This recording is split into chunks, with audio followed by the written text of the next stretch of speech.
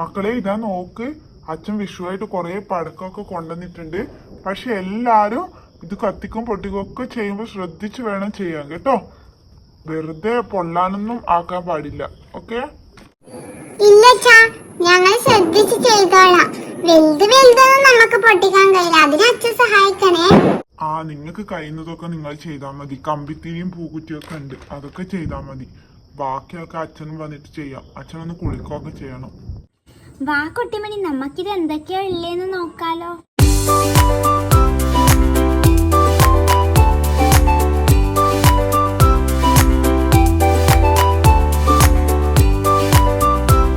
കണ്ണ് നോക്കട, നല്ല അടിപൊളി കേട്ടാ.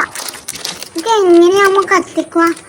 എന്തായാലും അച്ഛൻ വരട്ടെ, അച്ഛനെ ഇതെല്ലാം കയ്യിൽ. ഇതൊന്നും നമ്മളെടുക്കണ്ട, നമുക്ക് ചെറിയ ചെറിയ കമ്പിത്തിരിയൊക്കെ കത്തിക്കാം, അതാ നല്ലത്. അത് തക്കുവാട്ടാ, നമുക്ക് വേറെ ഒന്നും ചെയ്യണ്ട. നമുക്ക് പൂക്കുറ്റി കമ്പിത്തിരിയൊക്കെ മതി. എനിക്ക് പൊട്ടുന്നതൊക്കെ ആക്കാൻ പേടിയാ, അതൊക്കെ അച്ഛനാക്കിക്കോട്ടെ. ഇത് നമ്മുടെ ഡ്രിങ്ക് പോലെയില്ലേ, പെപ്സി ഒക്കെ പോലത്തെ ടിന്ന്. അതെ, സെയിം. നമുക്കതൊന്ന് വെറുതെ എടുത്ത് നോക്കിയാലോ ചേച്ചി? വേണ്ട വേണ്ട, അതൊന്നും എടുക്കണ്ട. അതൊക്കെ അച്ഛൻ വന്നിട്ട് എടുക്കാം. അതൊക്കെ എന്തെങ്കിലും പൊട്ടുന്ന സാധനമായിരിക്കും. ഇപ്പൊ സമയമായി വരുന്നതല്ലേ ഉള്ളൂ, നമുക്ക് കുറച്ച് കഴിഞ്ഞിട്ട് എല്ലാം സ്റ്റാർട്ട് ചെയ്യാം കേട്ടോ. എന്നാലേ അപ്പാട്ടിനെ വല്ലാണ്ട് മിസ് ചെയ്യുന്നു. അപ്പാട്ടിനെ എന്തിനാ വെറുതെ അച്ഛന്റെ വീട്ടിൽ പോയത്? ശരിയാ, അപ്പാട്ടൻ കൂടി ഉണ്ടെങ്കിൽ നല്ല രസമായിരിക്കുമായിരുന്നു.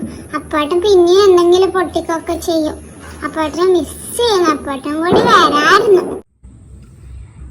അതെ അതെ, പക്ഷെ പറഞ്ഞിട്ടെന്താ, അപ്പൊ അവിടെ അടിച്ചു പൊളിക്കുമായിരിക്കും. എന്തായാലും ഇപ്പൊ നമ്മള് 4 ആളില്ലേ, അച്ഛനും അമ്മയും ഒക്കെ വരില്ലേ. അപ്പൊ നമുക്ക് അടിപൊളിയായിട്ട് ആഘോഷിക്കാം. നീലി ചേച്ചി ഇവിടെ നിക്കണേ. എനിക്ക് ഇവിടുന്ന് കളി കണ്ടിട്ട് നാളെ പോയാ മതിയേ. ഇല്ല കുട്ടുമണി, ഞാൻ ചടക്കൊക്കെ പൊട്ടിച്ചു കഴിഞ്ഞിട്ടമ്മ വീട്ടിലേക്ക് പോവും. എല്ലാം അമ്മ വഴക്ക് പറയും. കണി അവിടെ നിന്നല്ലേ കാണണ്ടേ.